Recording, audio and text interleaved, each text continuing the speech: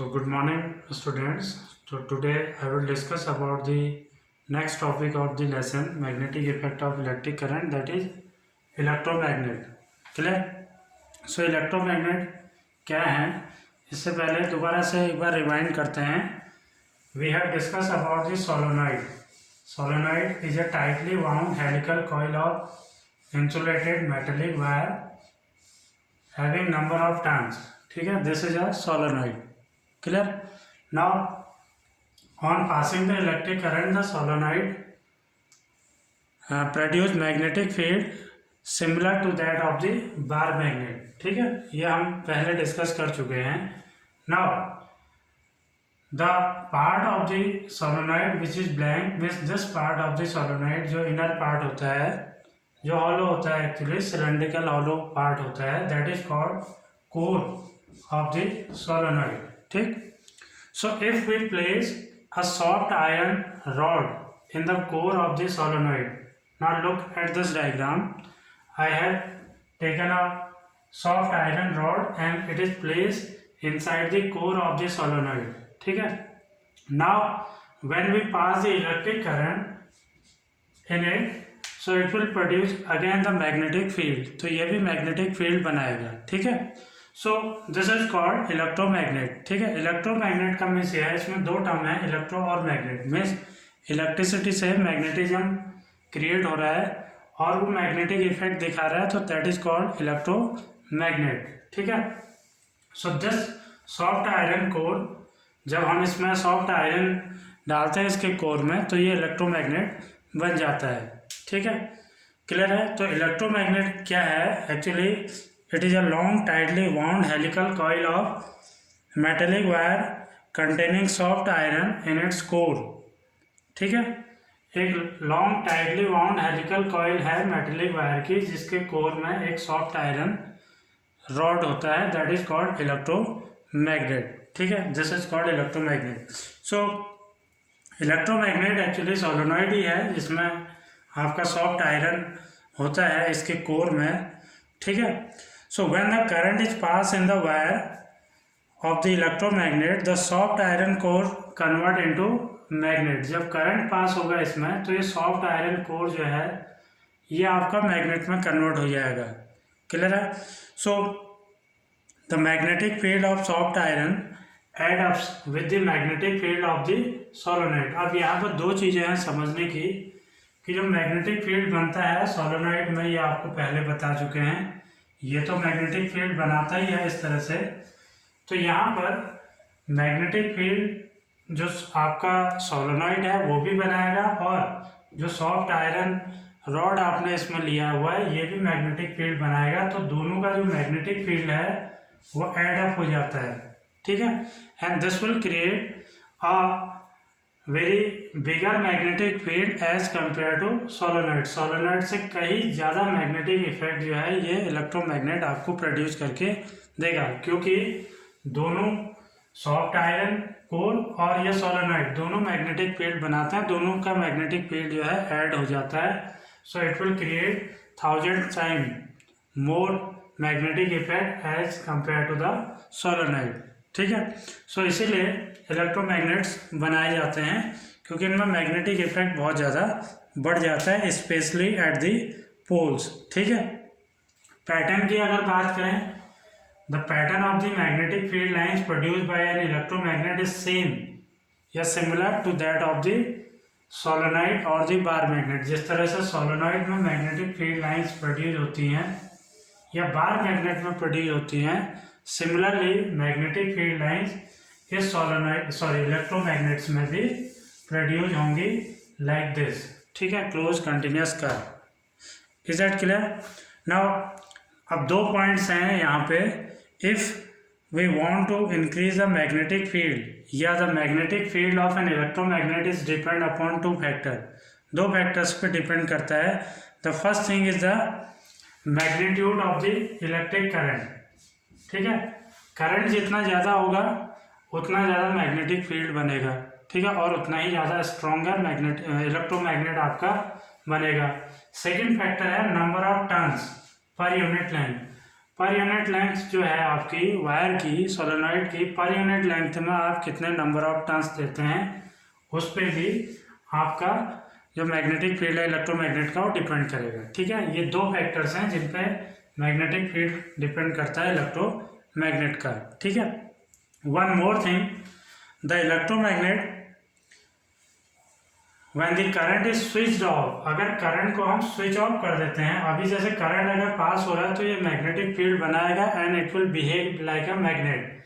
But when we switch off the current, जब current switch off होता है तो the solenoid will losses its magnetism, solenoid अपना magnetism loss कर देगा and at the same time the soft iron will also loss its magnetism.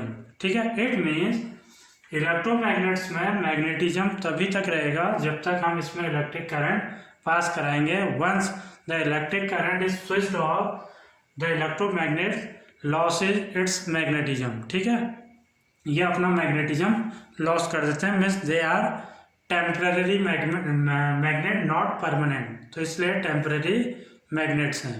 ठीक है, so now अगर यूजेज की बात करें इलेक्ट्रोमैग्नेट्स की, यूजेज क्या है, बहुत सिंपल यूजेज हैं। They are use for the electrical devices, ठीक है, सच एज इलेक्ट्रिक ट्रेन्स और उनको बनाने के लिए इलेक्ट्रोमैग्नेट्स का यूज होता है, क्योंकि इसमें बहुत स्ट्रॉन्गर इलेक्ट्रोमैग्नेटिक फील्ड जनरेट होता है, तो ट्रेन को चलाने के लिए बड़े बड़े इलेक्ट्रोमैग्नेट्स का यूज किया जाता है।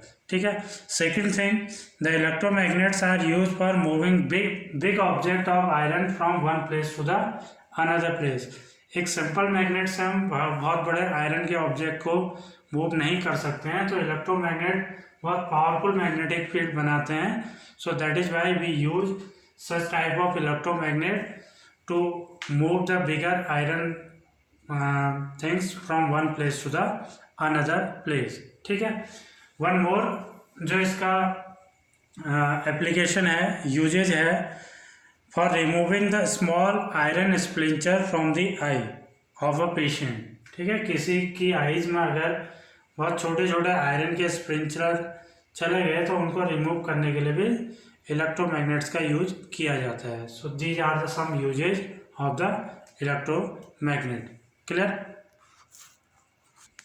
So after that we will discuss about the force on a charged particle when it move in a magnetic field। ठीक है, अब ये थोड़ा सा एक नया कॉन्सेप्ट आ गया है। अभी तक हम दो चीज़ें यहाँ पर पढ़ चुके हैं कि when the electric current is passed through a current carrying conductor it will produce magnetic field। ठीक है, now अब हम बात करेंगे the force on a conductor or a charged particle when it moves या when it is placed in a magnetic field। it means जब किसी magnetic field में हम किसी चार्ज पार्टिकल को मूव कराते हैं या फिर किसी करंट कैरिंग कंडक्टर को मैग्नेटिक फील्ड के अंदर रखते हैं और उसमें करंट पास कराते हैं, तो किस तरह से उस पर फोर्स लगता है। तो सबसे पहले बात करेंगे force on a charge particle when it moves in a magnetic field. ठीक है, तो उससे पहले आपको एक चीज़ मैं बता दूं about the uniform magnetic field। Suppose this is a magnet and this is its north pole। ठीक है, ये इसका नॉर्थ पोल है, साउथ इधर रहेगा, साउथ से हमें कोई मतलब नहीं है इस मैग्नेट का। And we have place of another magnet जिसका साउथ पोल इस साइड में है और इसका नॉर्थ इधर होगा। ठीक है, सो अब मैग्नेटिक फील्ड दोनों मैग्नेट बनाएंगे तो मैग्नेटिक फील्ड लाइंस का पैटर्न आपको पता होगा, आउटसाइड द मैग्नेट हमेशा नॉर्थ टू साउथ रहता है। तो इट मीन्स इस मैग्नेट से जो मैग्नेटिक फील्ड बनेगा और मैग्नेटिक फील्ड लाइन जो है वो नॉर्थ से साउथ की तरफ मूव करेंगी लाइक दिस। ठीक है, is that clear? This is the direction of the magnetic field outside the magnet, that is north to south. ठीक है, so now one more thing, in such type of magnetic field, the magnetic field lines, these are the magnetic field lines, they are at the equivalent distance, means ये सारी magnetic field line जो है वो equal distance पे हैं एक दूसरे से। ठीक है, तो सच type of magnetic field is called uniform magnetic field, इसे हम कहते हैं यूनिफॉर्म मैग्नेटिक फील्ड। अब अगर मैग्नेटिक फील्ड जैसे इस तरह से हैं,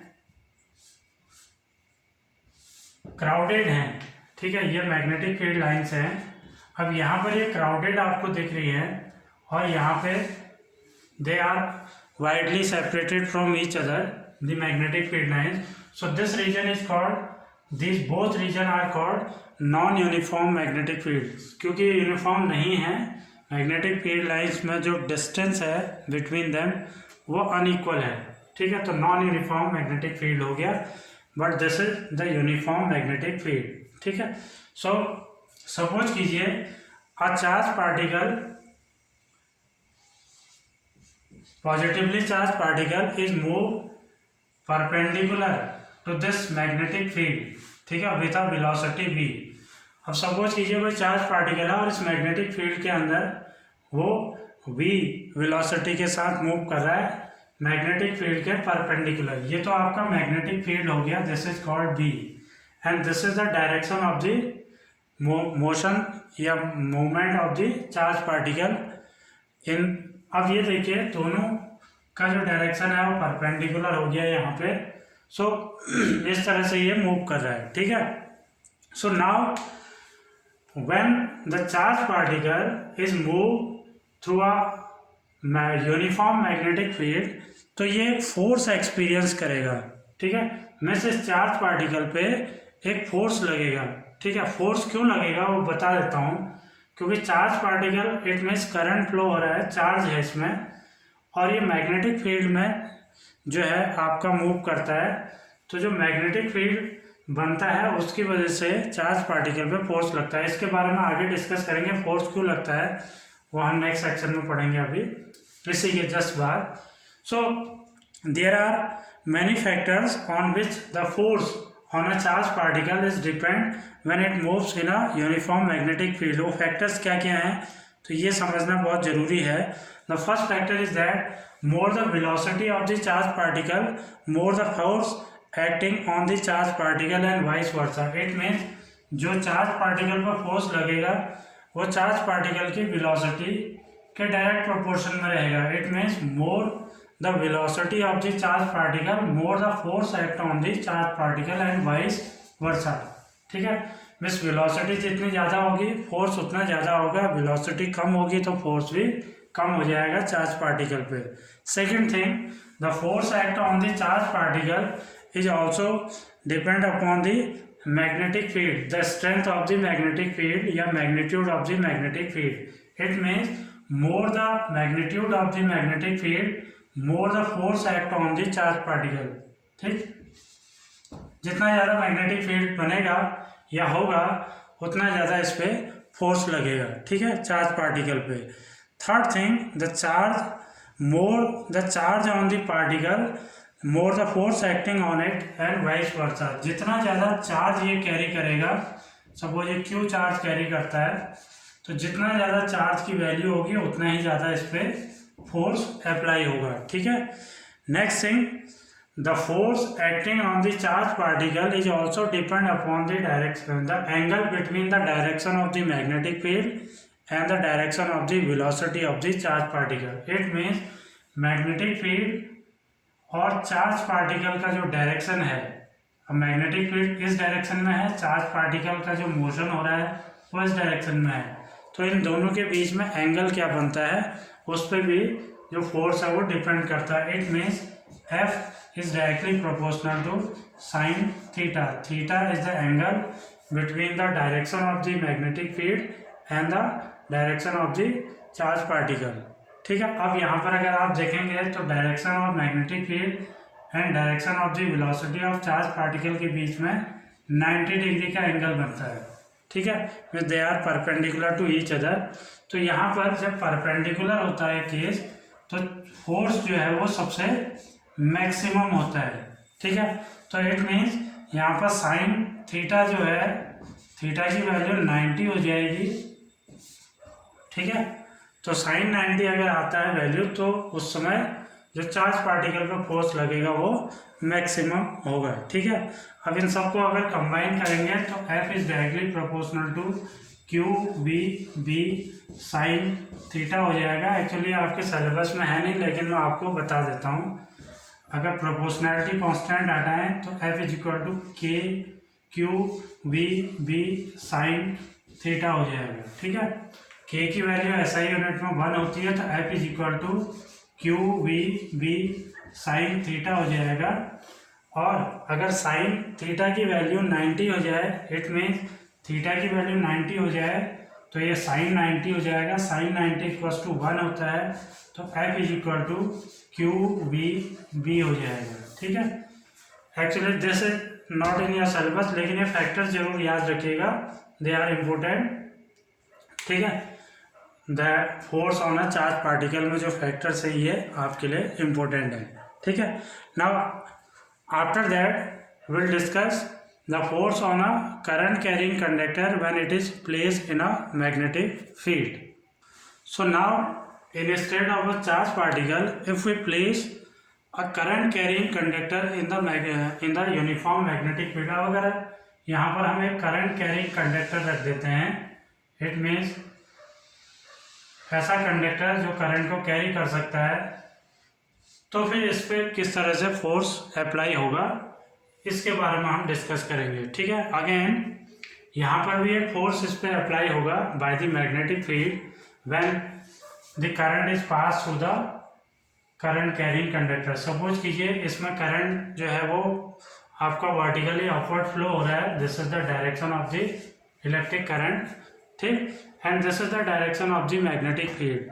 नाउ इस सिचुएशन में जो आपका करंट कैरिंग कंडक्टर है, it is perpendicular to the magnetic field. Magnetic field के परपेंडिकुलर हमने रखा हुआ है। ठीक है, सो अब जब इसमें हम करंट, ये तो मैग्नेटिक फील्ड बन ही रहा है बाय द मैग्नेट, ये नॉर्थ पोल हो गया मैग्नेट का, एक मैग्नेट यहाँ रखा, ये इसका साउथ पोल हो गया, सेम सिचुएशन है, ध्यान रखिएगा। सो यूनिफॉर्म मैग्नेटिक फील्ड में हमने एक कंडक्टर रख दिया है जो कि करंट कैरी कर रहा है, इट मीन्स इसमें करंट फ्लो हो रहा है। ठीक है, so again it will experience a force, ये भी एक फोर्स एक्सपीरियंस करेगा। ठीक है, नाउ फोर्स एक्सपीरियंस तो करेगा लाइक सेम जो यहाँ पर हमने केस बताया, लेकिन अब क्वेश्चन ये है कि इन दोनों सिचुएशन में आप समझिए, आप दोनों सिचुएशन में जो फोर्स है उसका डायरेक्शन क्या होगा, what will be the direction of the force act on the charge particle इस केस में, and act on the current carrying conductor in that case. ठीक है, so for that we have a rule that is called Fleming left hand rule. ठीक है, एक Fleming left hand rule हम यहाँ पे यूज करते हैं, this is a very important rule, and this rule gives the direction of the force act on a charge particle और a current carrying conductor when it is placed in a magnetic field. ठीक है, तो rule क्या है, तो rule के बारे में हम डिस्कस कर लेते हैं सबसे पहले। So when we stretch the thumb, अब आपको लेफ्ट हैंड यूज करना है आपका। ठीक है, सो सबसे पहले stretch your four finger, your middle finger and your thumb of your left hand in such a way that they are mutually perpendicular to each other. Means आपको अपने left hand के फोर फिंगर या index finger जिसे हम कहते हैं, middle finger और आपका जो थंब है, ठीक है, इन तीनों फिंगर्स को इस तरह से स्ट्रेच करना है कि ये तीनों म्यूचुअली एक दूसरे के परपेंडिकुलर हो जाएं। ठीक है, लाइक दिस। अब परपेंडिकुलर का मतलब यह है कि आपका जो थंब है और जो आपका इंडेक्स या फोर फिंगर है, इसके बीच में 90 होना चाहिए, they will be perpendicular to each other. ठीक है, आपकी जो मिडिल फिंगर है और आपका जो फोर फिंगर है, ये भी जो है परपेंडिकुलर होनी चाहिए एक दूसरे के। ठीक है, एंड सिमिलरली आपका जो थंब है और जो आपकी मिडिल फिंगर है, ये भी एक दूसरे के परपेंडिकुलर होनी चाहिए। ठीक है, दिख रहा है आपको, ये देखिए, thumb and the middle finger they are also perpendicular to each other. तो इस तरह से आपको अपने लेफ्ट हैंड को स्ट्रेच करना है। ठीक है, अब अगर डायरेक्शन ऑफ फोर्स की हम बात करें तो डायरेक्शन ऑफ फोर्स कैसे हम यहाँ पर इस रूल से या लेफ्ट हैंड रूल से कैसे हम बता सकते हैं, तो रूल ये है कि stretch your four finger in the direction of the magnetic field. ठीक है, अब दोनों केस में देखिए this is the direction of the magnetic field. तो सबसे पहले आपको अपने फोर फिंगर को in the direction of the magnetic field रखना है। ठीक है, लाइक दिस। ठीक, then stretch your middle finger in such a way that it will point toward the direction of the electric current.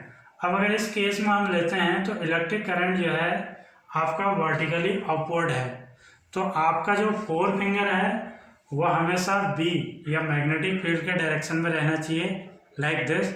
ठीक है, और आपका अब इस केस में करंट का डायरेक्शन वर्टिकली अपवर्ड है, तो आपके मिडिल फिंगर वर्टिकली अपवर्ड रहनी चाहिए, लाइक दिस। ठीक है, देन स्ट्रेच योर थंब। ठीक है, it will point toward the direction of the magnetic field.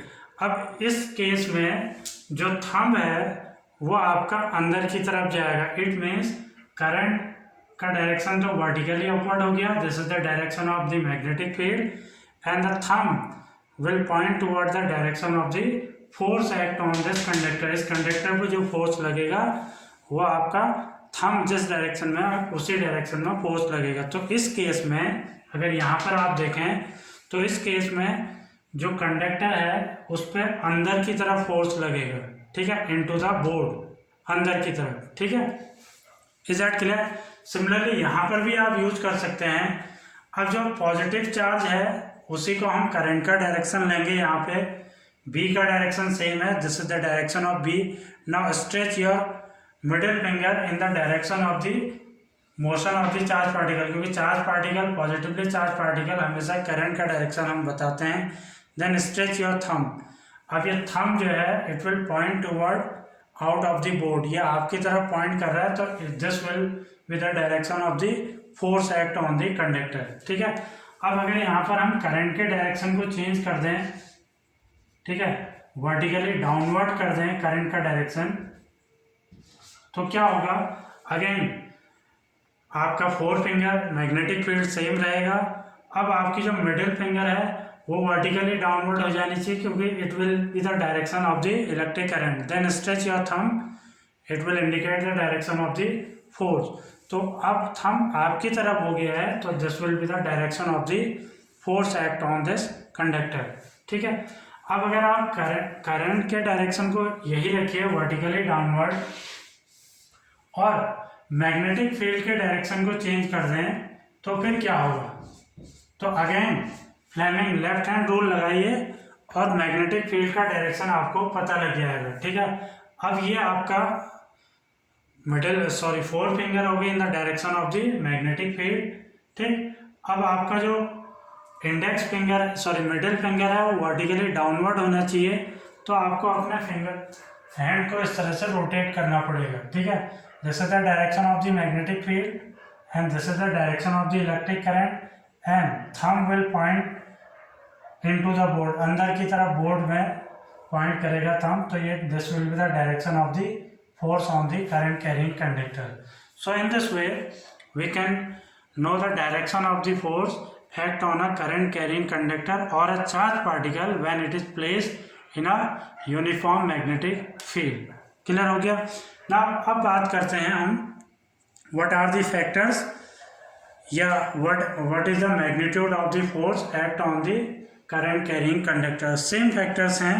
The first factor, the magnitude of force increase which increase the electric current flowing through the conductor.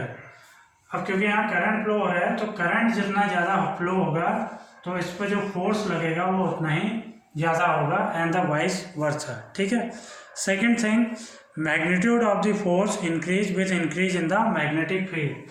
अगर magnetic field को हम बढ़ाते हैं तो जो force इस कंडक्टर पे लगेगा वो भी इंक्रीज हो जाएगा। Third factor is that the force is also depend upon the length of the conductor. It means more the length of the conductor more the force act on the conductor. इसकी length जितनी ज़्यादा होगी उतना ही ज़्यादा इस पर force act करेगा। And fourth factor, the magnitude of force is also depend upon the angle between the current and the magnetic field. ये मैग्नेटिक फील्ड हो गया और ये डायरेक्शन ऑफ करंट हो गया, इनके बीच में जो एंगल है, अभी यहाँ परपेंडिकुलर हैं दोनों, मीन्स 90 डिग्री है, तो इस पे भी जो फोर्स है वो डिपेंड करता है। ठीक है, अब यहाँ पर दोनों अगर परपेंडिकुलर होंगे तो थीटा की वैल्यू 90 डिग्री हो जाएगी।